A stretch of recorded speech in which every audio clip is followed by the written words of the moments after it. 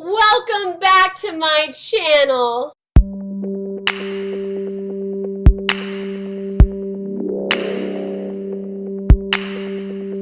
We're excited to tell this story. I have been wanting to tell the story for a very long time. Okay, so let's just get into the story. I'm taking you all the way back with me to freshman year of college, Journalism 101. The teacher decided he wanted to do a partner project, and knowing that none of us wanted to be friends with one another, therefore we didn't know anybody, he decided to pick the partners. And so I was assigned to Aubrey. She was this girl who was as blind as a bat, who chose to sit in the back, and she looked exactly like this other girl. So I didn't know who Aubrey was. I remember she specifically told me she didn't think that this college was a good fit, she wasn't really getting along with everybody, and that she wanted to transfer. She was just handing me a red flag. Nobody likes me already, okay, here. I was such a nice, sincere person. I told her that she should stick it out, stay at least another semester, and make my life a living hell. So we didn't end up hanging out freshman year after that, which, you know, thank you. But I know you had something to do with placing her on my floor sophomore year. And we bumped into each other, and then we started hanging out. Okay, so when we first hung out, I just could not see the red flags. So what I saw when she talked about journalism was that she had this passion and was a go-getter. What I didn't really see or know was the fact that she loyally followed all of my work with 17 magazine and thought most likely that I had some in with the magazine as some connection up in the New York area. Whenever I had an idea or a thought about something, she would always agree with it. And what I should have noticed is that I was doing all the talking and she was just saying yes to whatever I said. But what I saw was that we were on the same mindset. This girl was destined to be my best friend. And that is when I was the one who did this. I think we should room together. Yes, that was me. It was me who said it. Okay, so after we made this verbal agreement to be roommates, Aubrey decides that she's going to be herself. And so I remember with the dorm that we were in, it didn't automatically lock. The only lock we had was this deadbolt. So if we all left or if it was nighttime, we would flip the lock. But usually we didn't lock it. There was never a need to until Aubrey decided that she could make an entrance whenever she wanted to. So if we had dinner plans, there she was in my common room. And one time I remember I said that since we stayed up late, she could blow dry her hair in her common room because her roommates were giving her much sass about it because they went to bed right at 10 p.m. and she did a late shower. So I, told her one time that she could do this. Well, then pretty much every other night, I would hear someone come into my common room and use the hairdryer, and all of my roommates had to suffer embarrassingly from my decision to let her come in. And it was awkward because I only told her she could do this one time, but she kept doing it again and again. And sometimes I wasn't even in the common room, I wasn't even there. Sometimes I was in my room busy with something, and I'd just hear her voice. Then I'd hear the hairdryer go, and oh my God. So it got to a point where we had to lock the door while we were inside. And sometimes she would be knocking on the door and we would all get really quiet because we couldn't stand it. She would, what did she want now? It was ridiculous. And so I remember everybody was looking at me like, don't you cough. Don't you dare cough. You are not coughing, Lesley.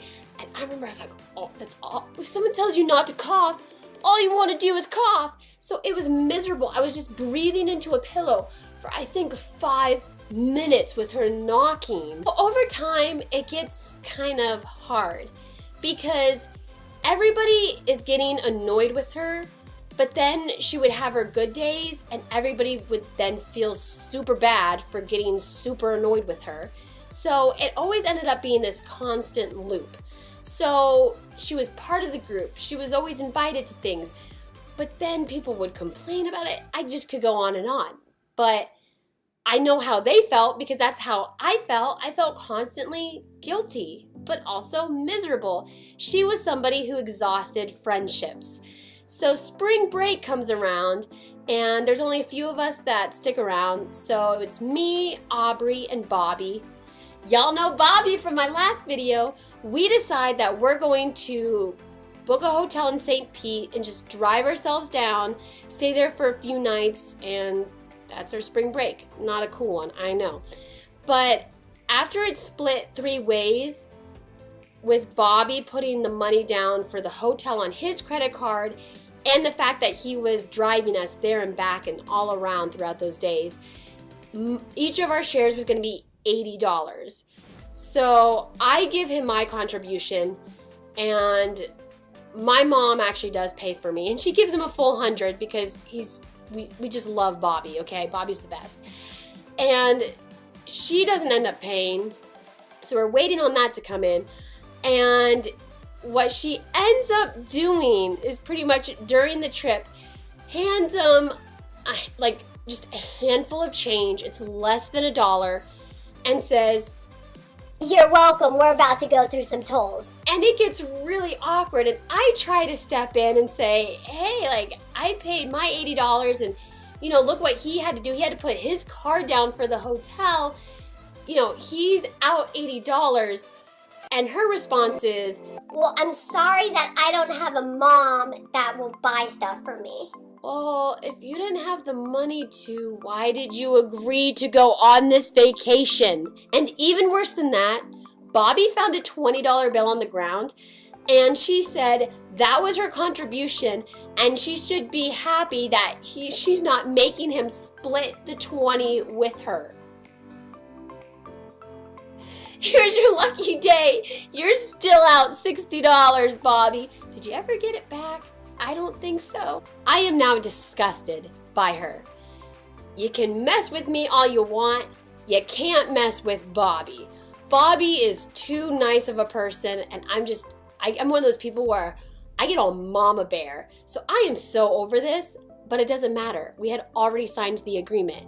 Now, I remember us collectively as other girls were thinking, do we do this? Do we not? But when the time came, we felt like such mean people booting her out. We felt like we did have to live with her. But we would be in separate rooms, so we told ourselves we would get through this.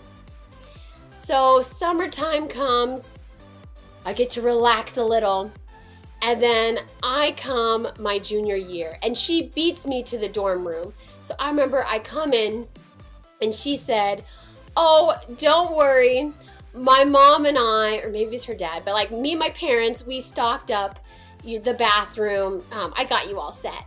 So I go into the bathroom, and this is what I see. Okay, 1 bottle of Febreze on the toilet, and then there is 1 hand soap, and it's this hand soap. It's not like the big tub of hand soap that you also get to refill. No, it's just 1 hand soap thingy, and then it's 1 box of Kleenex. And that was her only contribution to the bathroom for that entire year. Whenever we needed a contribution to the common room, her excuse was, "I already just spent $20 at Walgreens." To kind of lay out a timeline, the first month was tolerable. Second month, it's okay. By the 3rd month, I was the babysitter. And that's where I'm going to cut it off for today. There's going to be more. This is a long story, guys. And so I want to get all the juicy stuff and all the details. I'm breaking it down. So wait until the next video. It's coming for you. And like, comment, and subscribe in the meantime. But I hope you guys have a great rest of your day. And bye!